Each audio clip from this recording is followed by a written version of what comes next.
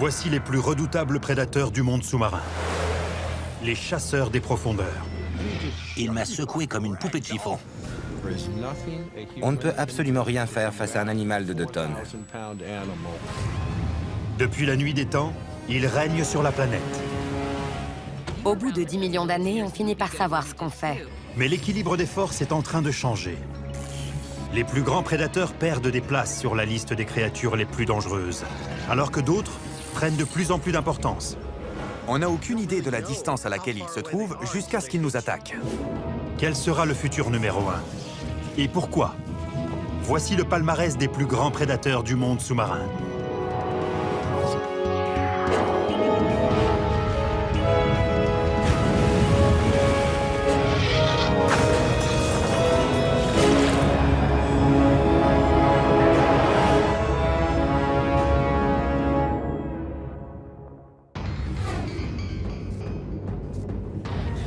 Il y a 3,5 milliards d'années, les premières formes de vie sur Terre apparaissent parmi les profondeurs de l'océan. Des organismes monocellulaires évoluent en produisant de l'énergie grâce à la photosynthèse. En échange, ils produisent de l'oxygène, créant ainsi l'étincelle nécessaire à l'évolution de la vie sur Terre. Depuis des centaines de millions d'années, les abysses sont un terreau fertile pour les plus grands prédateurs de la planète. Les prédateurs marins sont beaucoup plus impressionnants que tous les prédateurs terrestres. Les espèces les plus incroyables qui vivent aujourd'hui sont presque toutes des créatures marines. Les océans regorgent de prédateurs capables de venir à bout d'un être humain en quelques secondes. Voici les 5 animaux les plus dangereux du monde sous-marin. 5 animaux dont aucune personne sensée ne souhaiterait croiser la route. Lequel d'entre eux est responsable du plus grand nombre de décès d'êtres humains au cours des 5 dernières années? Les gens ont toujours eu peur des grosses bêtes qui vivent dans l'océan. Et les grosses bêtes se développent dans l'océan. Parce que lorsqu'un prédateur prend le contrôle d'un espace défini, il est capable de si bien l'exploiter qu'il devient énorme. Et un des moyens de contrôler cet espace est de développer des dents. Dans le passé, beaucoup de prédateurs utilisaient leur supériorité physique, ainsi que leurs mâchoires capables de broyer les os pour tuer leur proie. Et aujourd'hui, rien n'a changé. Il vient dans ma direction. S'il y a bien des animaux avec lesquels je n'irai pas nager, ce sont les orques. Ce sont des créatures terrifiantes. La créature qui arrive en 5e position sur la liste des prédateurs sous-marins les plus dangereux pour l'homme est l'orque, également connue sous le nom de baleine tueuse. Pouvant peser jusqu'à 6 tonnes et atteindre 9 mètres de long, ces mammifères marins sont d'ultimes prédateurs qui dominent la chaîne alimentaire. Elles appartiennent au sous-ordre des baleines qu'on appelle les cétacés à dents. Ces féroces chasseurs sont dotés d'énormes mâchoires et de dents incurvées vers l'arrière. Elles sont capables de s'attaquer à n'importe quelle proie, comme des poissons, des phoques, jusqu'à des baleines 2 fois plus grosses qu'elles. Les orques sont les grands mammifères les plus largement répartis sur la planète. Elles peuvent aller où elles veulent. On les trouve dans l'Arctique, dans l'Antarctique, dans les tropiques, partout dans le monde. En Antarctique, elles ont mis au point une façon astucieuse de déloger les phoques des blocs de glace. Et pour ça, elles travaillent en équipe. Elles possèdent une structure familiale très complexe. Elles communiquent entre elles lorsqu'elles chassent ou qu'elles plongent. Il est arrivé que des baleines mettent à profit leur intelligence et leur technique de chasse très élaborée pour s'attaquer à des êtres humains. Dans la petite ville côtière de Falmouth, en Angleterre, au musée local de la mer, 3 frères contemplent le minuscule canot qui leur a sauvé la vie. Tu te souviens comment il s'est brisé? C'est un dur rappel d'une confrontation brutale avec un groupe d'orques. En 1968, leur père, Dougal Robertson, vétéran de la marine, est un fermier peu fortuné de la campagne britannique. Douglas, l'aîné de ses fils, a 14 ans, tandis que Sandy et Neil, les 2 jumeaux, en ont 9. On n'avait aucune idée de ce que pouvait être la vie en mer, et notre père nous disait que pour lui, c'était sa deuxième nature. Et un jour, je me souviens que Neil a dit « Comme papa est un marin, pourquoi est-ce qu'on ne partirait pas naviguer autour du monde ?» Et maman a dit, c'est une bonne idée. Elle a même dit c'est une excellente idée. Oui, c'est vrai. Et voilà. L'idée a fini par germer avec le temps, et en 1970, le père vend la ferme familiale et achète un solide voilier de 13 mètres du nom de Lucette. Un an et demi plus tard, les Robertson se trouvent à 300 km au sud-ouest des îles Galapagos.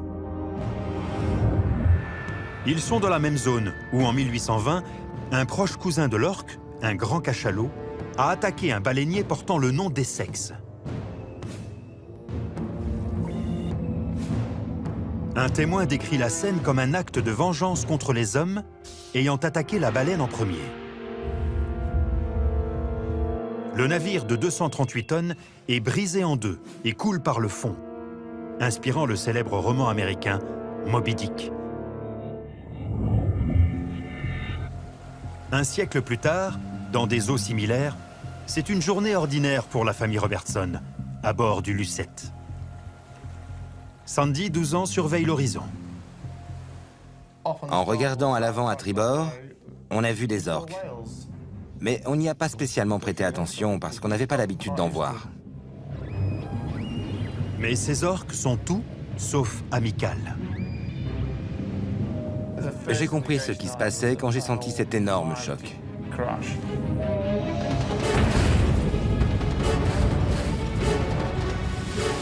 Bang, bang, bang! C'est comme ça qu'elles ont attaqué. Et elles ont frappé si fort que ça a littéralement décollé le bateau de l'eau d'une trentaine de centimètres. Une orque de 6 tonnes, se déplaçant à la vitesse de 24 km/h, peut produire un impact équivalent à celui d'une boule de démolition. Ma tasse de thé a décollé de la table. Comme ça. Et puis elle est retombée. Et quand j'ai regardé sur le côté du bateau, j'ai vu une orque énorme. Et j'ai compris qu'il s'agissait d'une attaque, à cause des dégâts qu'elles avaient faits. Il y avait un gros trou dans le bateau. Mon père avait de l'eau jusqu'aux genoux et il nous a dit d'abandonner le bateau.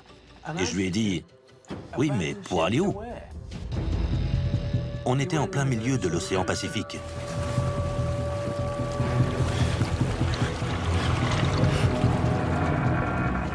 Les Robertson regardent couler leur voilier sous la surface, en attendant que les orques reviennent à la charge.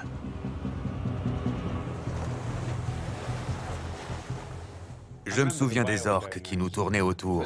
Le premier soir, une grosse orque nous a tourné autour en respirant très fort. On était terrorisés.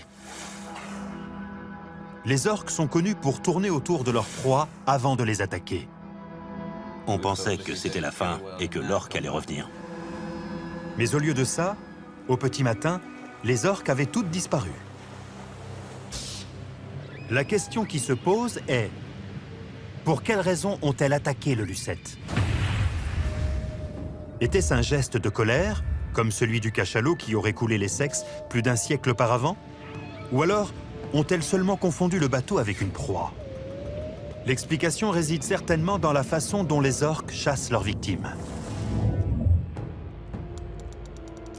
Le scientifique Peter Tayak a enregistré les sons les plus subtils émis par leur sonar.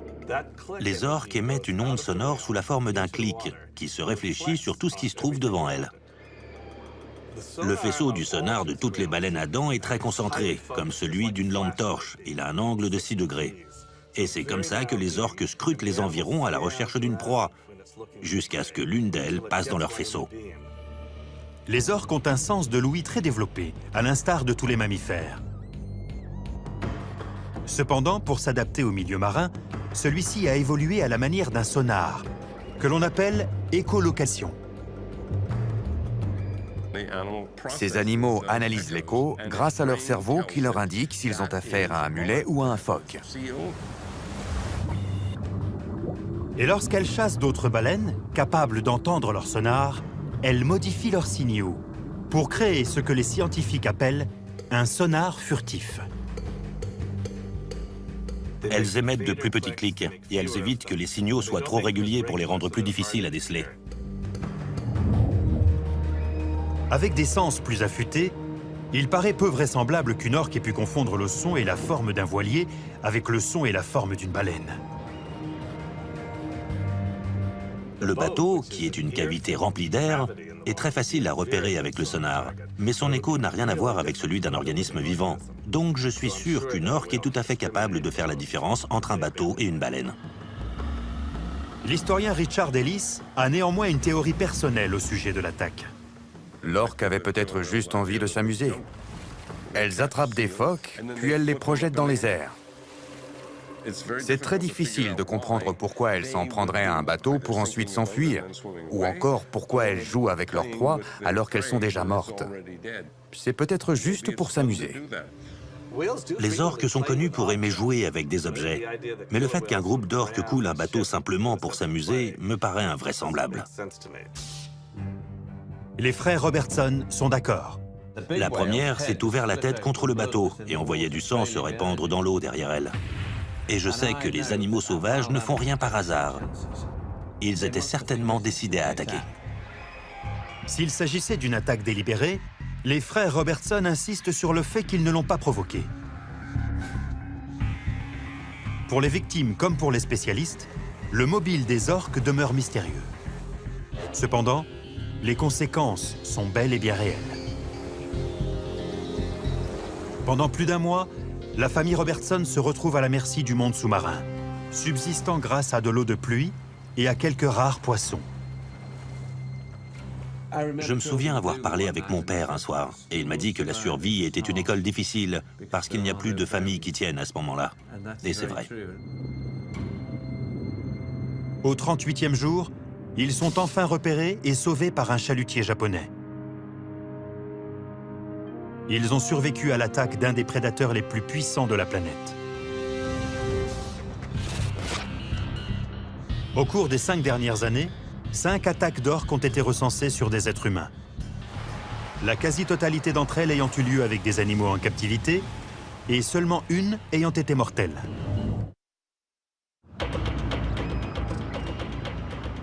Mais si les orques sont les prédateurs les plus puissants à rôder sous la surface des océans, le prochain animal figurant sur la liste des prédateurs marins les plus mortels pour l'homme est aussi l'un des plus agressifs.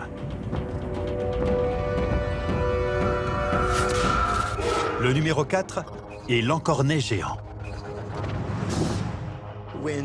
Quand je vois un encornet géant surgir vers moi depuis les profondeurs, je ressens toujours la même chose. C'est comme un mélange de peur, d'effroi et de respect. Les encornets géants sont de véritables extraterrestres. Mesurant près de 2 mètres de long et pouvant peser plus de 50 kilos, le rayon d'action des encornets géants s'est étendu depuis les côtes chiliennes jusqu'à Baja, en Californie. Les pêcheurs mexicains l'appellent El Diablo Rojo, le diable rouge. Il n'existe pas de fossiles de ces animaux parce qu'ils sont invertébrés. Mais d'après certains témoignages historiques, on sait que les encornets géants étaient aussi gros et aussi agressifs dans le passé qu'ils le sont aujourd'hui. L'explorateur sous-marin Scott Cassell est une des rares personnes à avoir filmé l'étonnante technique de chasse de ce prédateur, pour le moins atypique.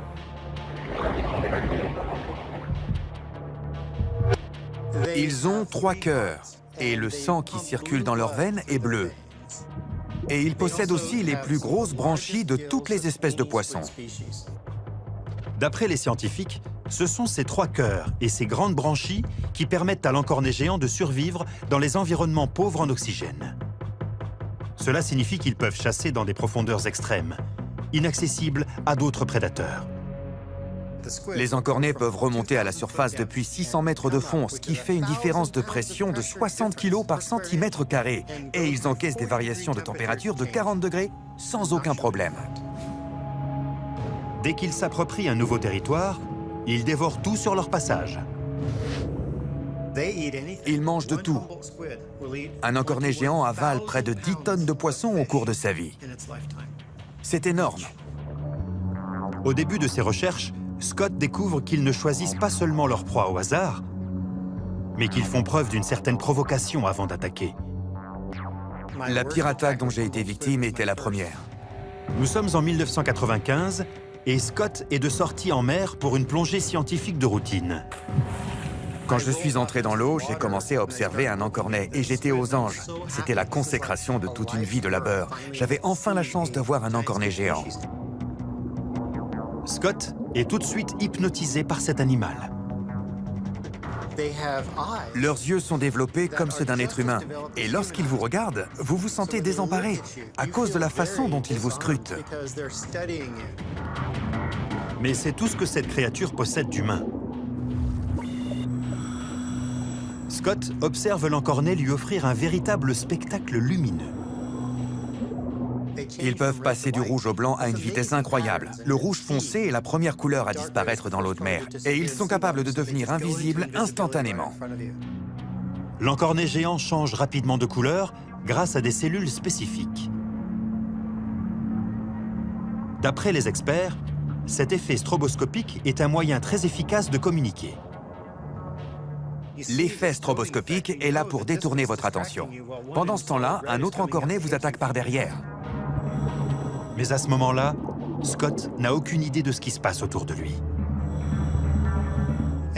Pendant que je filmais, j'étais tellement fasciné par cet effet stroboscopique que j'ai consacré toute mon attention sur un seul animal. Mais j'étais encerclé par tout un groupe d'autres encornets. Et là, j'ai vu bouger quelque chose. J'ai reçu un coup si violent au visage que la caméra m'a brisé le nez. L'encornet le serre avec ses tentacules. La puissance de ses bras est vraiment surprenante.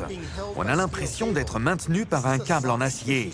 Il ne s'agit que d'un invertébré, mais lorsqu'il vous attrape avec ses 30 ou 40 000 dents situées sur ses ventouses, il n'y a aucun moyen de s'échapper.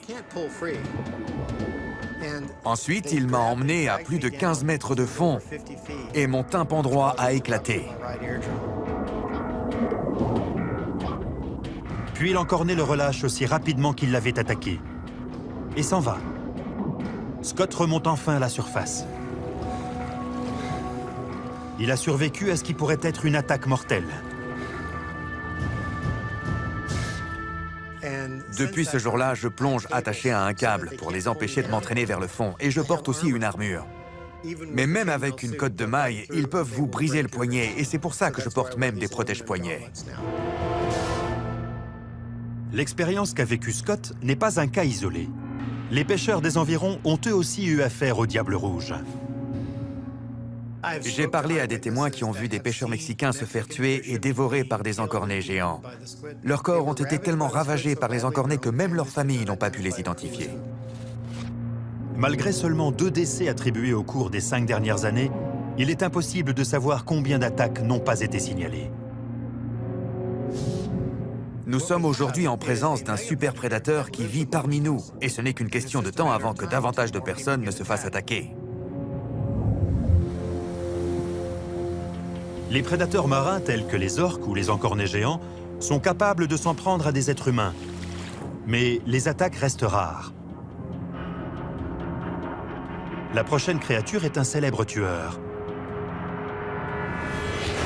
Le numéro 3 de notre liste. Le grand requin blanc. C'est le plus grand poisson prédateur des océans, pouvant atteindre près de 6 mètres de long et peser jusqu'à 2,5 tonnes. On rencontre le grand requin blanc le long des côtes de tous les principaux océans.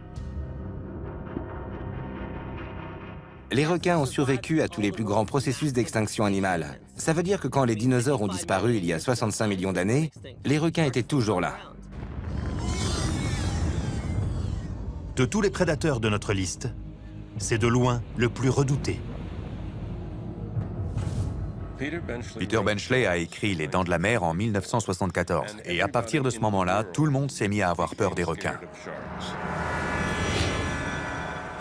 Les gens ont toujours éprouvé de la fascination et de la peur pour les requins. Il y a même des récits qui remontent à Aristote et qui parlent des requins comme de véritables monstres marins. Le grand requin blanc mérite bien sa réputation.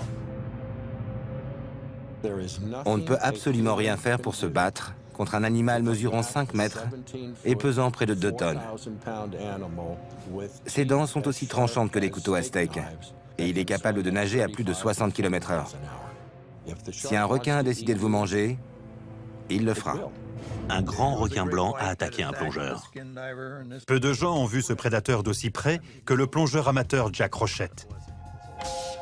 En 1964, Jack a 21 ans et il est passionné par la plongée sous-marine. Le 13 janvier, ses amis et lui décident de rejoindre un groupe de plongée pour une sortie en mer dans un spot très réputé pour la pêche au harpon. J'avais déjà croisé plusieurs grands requins blancs avant. Et il y a eu plusieurs attaques, dont une l'année précédente. Et pour moi, c'était de l'inconscience de vouloir retourner aux îles Farallon. Je m'étais déjà promis de ne jamais y retourner. Mais les amis de Jack le persuadent d'y retourner une dernière fois. On était 4 à chasser ensemble, mais les 3 autres étaient à court d'oxygène et ils sont remontés. Et moi, je suis resté pour chasser un énorme poisson. Jack se retrouve désormais seul dans l'eau. Enfin, c'est ce qu'il pense. Tout à coup, boum! J'ai reçu un grand coup. Le requin m'a saisi avec une force incroyable. Il a bondi hors de l'eau en me tenant dans sa gueule. Et il m'a secoué comme une poupée de chiffon. Mes 2 jambes étaient prises dans sa mâchoire. Il y avait du sang dans l'eau. Et tout ce que je voyais, c'était ses dents. Au cours des 10 dernières années, des scientifiques, comme le docteur Neil Hammerschlag, ont tenté d'en savoir davantage au sujet de ces insatiables prédateurs. Et même s'il étudie toutes les espèces de requins, les grands requins blancs le fascinent tout particulièrement. Les requins ont un sens de l'odorat très développé. Par exemple, chez le grand requin blanc, près de 20% de son cerveau est uniquement dédié à son odorat. La plupart des requins sont les plus fins limiers de l'océan. Les grands requins blancs ne sont pas seulement de formidables prédateurs grâce à leur sens de l'odorat, mais aussi grâce à leur sens supplémentaire. Les requins sont dotés d'un des sens les plus rares et les plus développés. En fait, ils en possèdent même plusieurs que nous n'avons pas. Leur 6e sens est leur capacité à détecter les mouvements. Les requins sont pourvus de capteurs de pression, constitués de vaisseaux sanguins capables de détecter les vibrations dans l'eau. Cela leur donne aussi l'étonnante possibilité de détecter les systèmes dépressionnaires pour éviter les pires conditions météo. Leur 7e sens est nommé l'électroréception. Les requins sont dotés d'organes sensoriels situés dans leur tête et qui leur permettent de détecter les courants électriques produits par les organismes vivants. Les requins sont capables de détecter des courants de 5 milliardièmes de volts. C'est comme si on essayait de tester le courant d'une batterie en plaçant les électrodes à 16 000 km l'une de l'autre. Les requins sont 5 millions de fois plus sensibles aux signaux électriques que toutes les autres espèces du règne animal. Sur ce point, ils sont absolument uniques. Tous les animaux émettent un champ d'ondes électromagnétiques, y compris les êtres humains.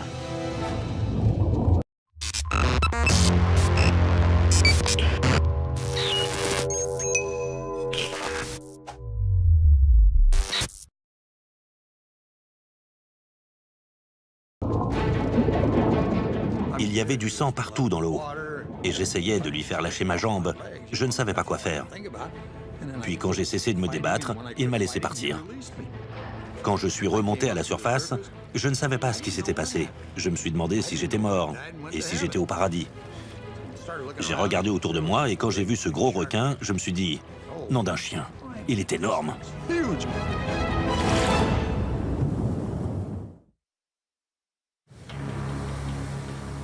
À 43 km des côtes de San Francisco, Jack Rochette, 21 ans, a été victime d'un grand requin blanc.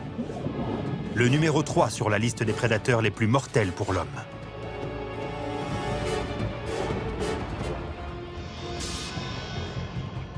Son épaisseur était supérieure à ma taille. Il faisait plus de 7 mètres de long et il devait peser 2 tonnes. C'était tout simplement incroyable. C'est difficile de se rendre compte.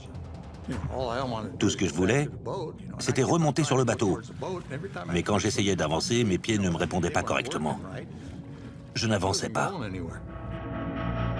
Le requin continue de l'encercler, pointant ses dents tranchantes comme des lames de rasoir. Leurs dents possèdent leur propre système nerveux et leur propre système sanguin, et ils sont capables de les brandir comme un chat sortirait ses griffes et de les manipuler sur les surfaces qu'elles rencontrent.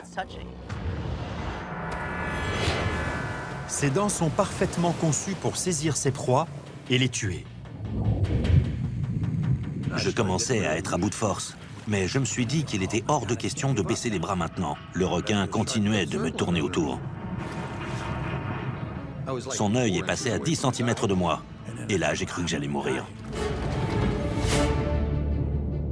Et tout d'un coup, le requin a disparu. Et je ne l'ai jamais revu. Pourquoi ce grand requin blanc est-il parti sans tuer sa victime? Des spécialistes ont une théorie. Dans 96% des cas, les requins mordent une fois et on ne les revoit plus. Si on représentait une proie potentielle, ils nous mordraient beaucoup plus fort. La première morsure des requins est souvent fatale. Et la morsure qu'ils infligent à leur proie n'a rien à voir avec celle infligée aux humains. Les grands requins blancs attaquent pour se nourrir. Et donc, pour les motiver à dépenser l'énergie nécessaire pour déplacer un corps d'1 tonne dans l'eau à plus de 60 km/h, il leur faut une baleine ou un phoque. Et quand ils s'attaquent à des êtres humains, c'est uniquement par curiosité. Ils examinent les choses qui les entourent avec leurs dents. Comme nous connaissons les requins, on pense souvent que les requins nous connaissent aussi. Mais ce n'est pas forcément vrai. Vous pouvez très bien tomber sur un requin de plus de 5 mètres qui n'a jamais vu un être humain. Qu'il s'agisse d'un geste de curiosité ou d'une attaque délibérée, il inflige de profondes blessures à ses victimes. Jack est téléporté jusqu'à un hôpital de San Francisco où il est admis d'urgence au bloc opératoire. Ils m'ont dit que j'avais perdu plus de 3 litres de sang. J'étais coupé des 2 côtés de la jambe, mais l'artère n'était pas touchée. On a une artère à l'intérieur de la jambe. Et on m'a dit que si cette artère avait été coupée, je ne serais sans doute plus de ce monde. C'est un véritable miracle d'avoir survécu. Jack a eu de la chance, mais il ne saura sans doute jamais pourquoi il a été pris pour cible par ce requin. Comment se fait-il qu'un requin soit capable de nager au milieu d'un groupe de personnes un jour sans leur faire aucun mal, et que le lendemain, le même requin puisse nager parmi un autre groupe de personnes et mordre quelqu'un? On n'en sait rien. On ne connaît pas leur motivation. La puissante morsure du requin et la nature imprévisible de ses attaques lui valent sa réputation du plus redoutable de tous les prédateurs. Mais lorsque l'on regarde les chiffres, ils ne sont pas responsables d'autant de décès que l'on pourrait le penser. Pour se faire une idée, l'année dernière, seulement 4 attaques ont été recensées dans le monde. Et ils ont une mauvaise réputation, parce qu'ils se servent de leurs dents pour examiner leur environnement. Mais ces statistiques regroupent toutes les espèces de requins. Le grand requin blanc est seulement responsable de la mort de 3 êtres humains au cours de ces 5 dernières années. C'est peu à côté du prochain prédateur de notre liste. Un tueur sanguinaire, dont la morsure est encore plus puissante. Et celui-ci semble apprécier le goût de la chair humaine. Ils mangent tout ce qui passe à leur portée. Ils ne font pas de différence entre les wallabies, les kangourous, les cochons ou même les êtres humains. Ils sont juste à la recherche de nourriture. Le numéro 2 de notre liste de prédateurs est le crocodile marin. Le plus gros reptile du monde. Il peut atteindre plus de 7 mètres de long et peser plus de 2 tonnes. Son territoire s'étend de l'Inde à l'Australie, où il a conquis sa réputation de redoutable mangeur d'hommes. Une petite fille de 8 ans a été emportée par un crocodile. Diane Curl dormait dans une tente avec son jeune bébé et son mari quand le crocodile l'a emporté. On a entendu des cris. Les crocodiles marins ont la réputation d'être particulièrement féroces et extrêmement dangereux. Personnellement, j'ai voyagé aux États-Unis. Et à côté des crocodiles marins, les alligators sont de vrais agneaux. J'ai serré mon bébé contre moi. Les rangers se sont rendus sur place. Il est impensable de se rendre au bord de l'eau au nord de l'Australie sans faire très attention à là où on met les pieds. D'après la police, la petite fille a peu de chances de s'en sortir. Les crocodiles marins possèdent une ouïe et une vue très développées. En plus d'un étrange assortiment de récepteurs situés sur leur peau, leur permettant de détecter les vibrations sous-marines les plus subtiles. Lorsqu'une proie potentielle pénètre la surface de l'eau, ces capteurs sensoriels en captent les vibrations. Alerté par la présence d'un repas éventuel, le crocodile commence par analyser sa future victime. Les crocodiles sont des animaux très routiniers. Ils peuvent chasser au même endroit pendant des jours, voire des semaines. Lorsque le crocodile a fini d'analyser les mouvements de sa victime, il décide de passer à l'action. Il glisse à la surface de l'eau sans faire de remous.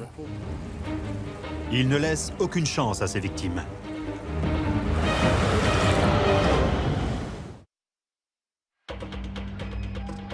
Le numéro 2 sur la liste des prédateurs les plus mortels pour l'homme est le crocodile marin.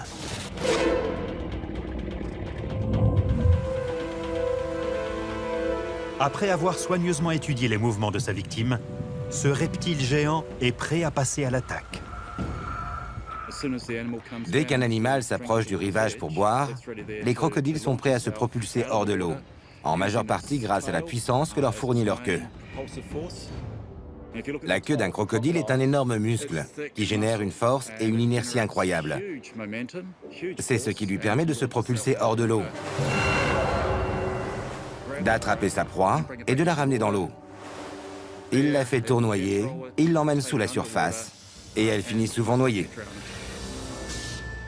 Les mâchoires du crocodile marin sont capables de broyer les os de ses victimes, grâce à leur puissance 10 fois supérieure à celle d'un lion.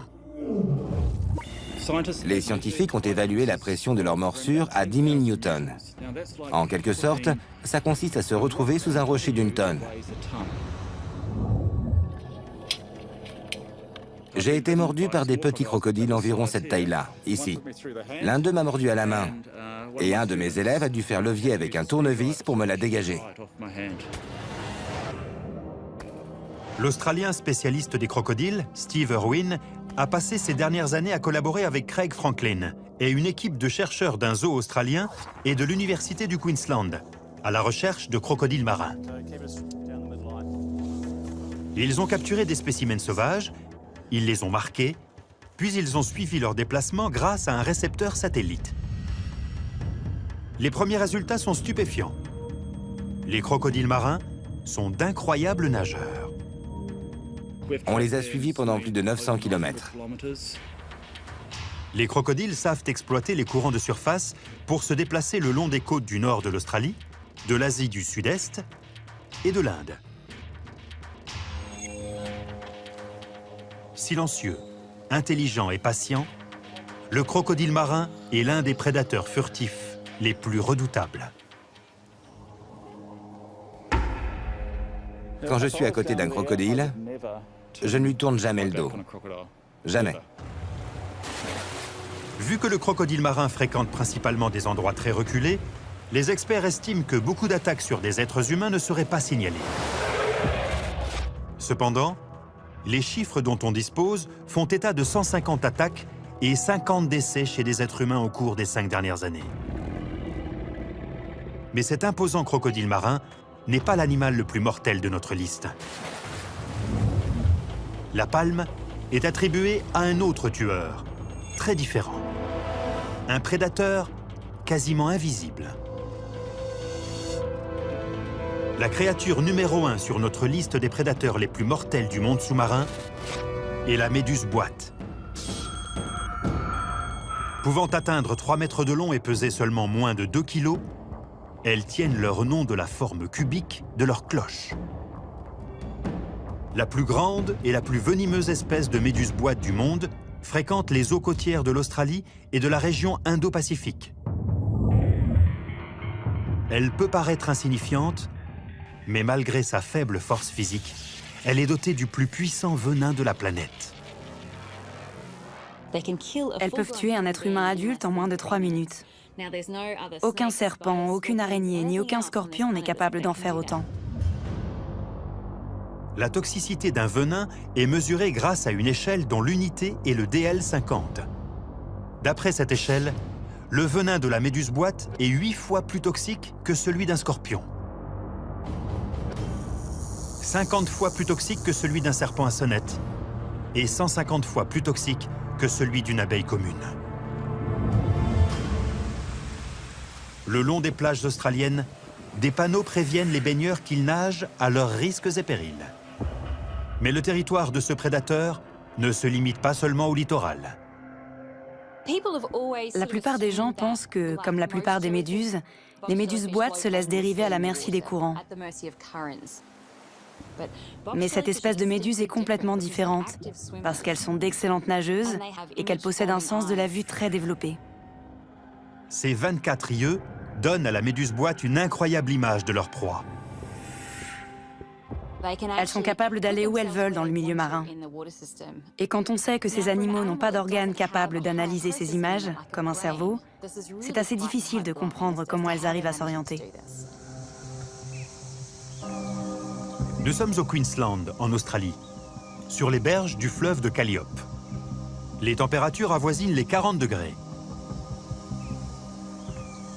Un couple d'ouvriers, Jeff Chardlow et sa femme Ruth, sont assis à l'ombre pendant que leur fille Rachel, 10 ans, et leur fils Sam, 12 ans, s'amusent au bord du fleuve. Rachel a tendance à crier beaucoup quand elle est contente. Et elle criait en jouant dans l'eau. Enfin, elle s'amusait. Et je me souviens que Jeff m'a dit que ce serait bien qu'elle arrête de crier comme ça. Parce qu'on ne sait jamais vraiment si elle s'amuse ou si elle a un problème. Comme un mauvais signe du destin, les cris de joie de Rachel se transforment en cris de souffrance. Quelque chose vient d'attraper sa jambe.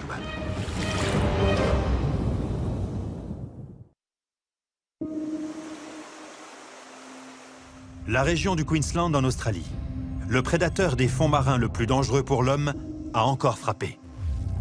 La créature en tête de notre sinistre palmarès est une méduse-boîte venimeuse qui s'est accrochée à la jambe de Rachel et qui refuse de laisser partir cette petite fille de 10 ans. La meilleure comparaison que j'ai entendue à ce sujet, c'est d'imaginer un couteau de cuisine dont on chaufferait le bout de la lame jusqu'à ce qu'il devienne rouge pour le faire ensuite glisser le long de sa peau. Maintenant, multipliez cette douleur par 10 et de façon permanente. La douleur ne diminue pas, elle reste au même niveau. Et quand j'ai regardé sa jambe, je n'avais jamais vu ça avant. Et j'espère que je ne le reverrai jamais. Elle avait tout un tas de tentacules enroulés autour de sa jambe. Un tentacule de 2,70 m peut suffire à délivrer une blessure mortelle. Et la méduse-boîte en possède jusqu'à 60. Donc, si vous faites le calcul, une méduse-boîte possède suffisamment de venin pour tuer 60 personnes. J'ai tout de suite essayé de retirer les tentacules avec mes doigts, mais ils restaient collés. Ils s'agrippent super vite. Ces tentacules sont pourvus de minuscules aiguilles qu'on appelle des nématocystes. Et même si ces aiguilles ne sont longues que d'une cinquantaine de microns, soit une fraction de millimètre, elles en possèdent près d'1 million par centimètre carré. La pression avec laquelle ces aiguilles sont appliquées est d'environ 1400 kg par centimètre carré. C'est quasiment la même pression que celle d'une arme de calibre 45.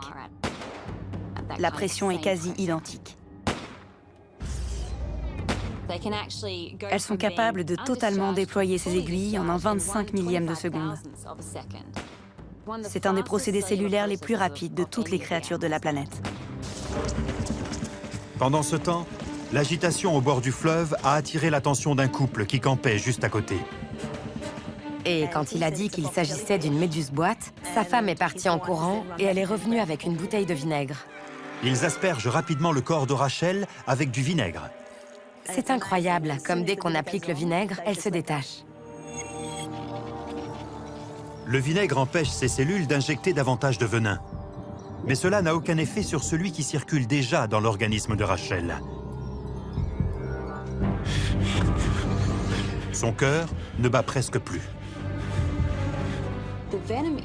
Leur venin est particulièrement bien conçu pour s'en prendre au cœur des vertébrés, en arrêtant le muscle cardiaque. Sur le chemin de l'hôpital, un antivenin est administré à Rachel qui commence à retrouver ses esprits. Mais quelques minutes plus tard, La douleur est si intense que les médecins ont peur qu'elle ne fasse une crise cardiaque. Et c'est là qu'ils ont décidé de la plonger dans un coma artificiel pour faire descendre sa température corporelle pour éviter que son cerveau ne soit touché. Il ne reste désormais plus qu'à attendre. L'antivenin a-t-il été administré à temps? Sous prétexte de ne pas me donner de faux espoirs, les docteurs n'étaient pas du tout rassurants. Si j'avais rencontré cette petite fille à l'hôpital et que j'avais vu l'étendue de ses blessures, je n'aurais pas donné cher de sa peau. 2 jours plus tard, Rachel sort du coma. Elle a miraculeusement survécu à la plus violente attaque de méduse-boîte ayant été enregistrée. Celles-ci sont les pires. Et j'ai aussi été piquée ici. Elle a survécu à plus de piqûres que quiconque d'après les attaques recensées. Et elle est vivante. Alors que des adultes qui se sont fait 2 fois moins piquer en sont morts. Même si ses cicatrices extérieures s'atténuent, ses blessures psychologiques mettront plus longtemps à se refermer. Et quand on lui demande si elle retournera se baigner dans la rivière, elle est catégorique. Non, plus jamais.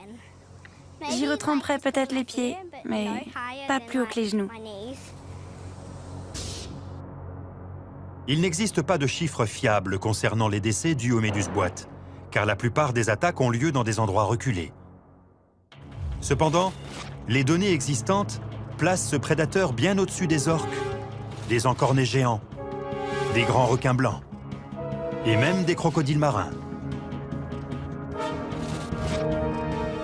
Avec 200 attaques et plus de 100 décès enregistrés au cours des 5 dernières années, la méduse-boîte est le numéro 1 au palmarès des prédateurs marins les plus mortels pour l'homme.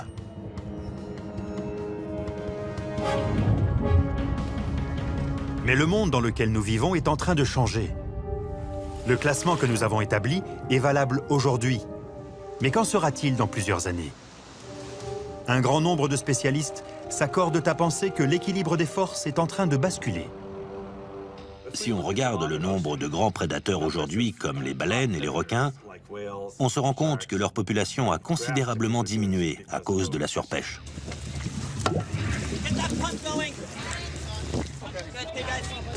Les scientifiques capturent et marquent des requins pour suivre leur migration et mesurer l'impact sur l'écosystème. On a remarqué qu'au fur et à mesure qu'on élimine les plus grands prédateurs, ça joue un rôle sur l'abondance et l'attitude des prédateurs placés juste en dessous dans la chaîne alimentaire. Ce qui se passe, c'est que le nombre de prédateurs de la catégorie inférieure augmente et se nourrit de la catégorie encore en dessous. Tout l'équilibre est chamboulé. Et même si on ne sait pas encore quelles en seront les conséquences, on risque de vite le savoir. D'après Scott Cassell, spécialiste des encornets, le numéro 4 de notre liste, l'encornet géant, tire parti de ce déséquilibre dans la chaîne alimentaire. La population d'encornets géants a explosé dans des proportions historiques, car ces prédateurs ont en majeure partie été éliminés. Il y a des centaines de millions d'individus le long de la côte ouest des États-Unis, alors qu'il n'y en avait aucun il y a 50 ans. Aujourd'hui, il y en a jusqu'en Russie. Ils ont traversé le Pacifique et on en a même trouvé aux Philippines. Je pense sincèrement que ce n'est qu'une question de temps avant qu'ils ne prennent possession de l'Atlantique et des Caraïbes. On ne trouvera bientôt plus que des encornets sous la surface des océans. Il ne faudra pas longtemps avant qu'un nouveau prédateur ne se hisse au sommet de la chaîne alimentaire, pour régner en maître sur tous les océans de la planète, prêt à frapper à tout moment.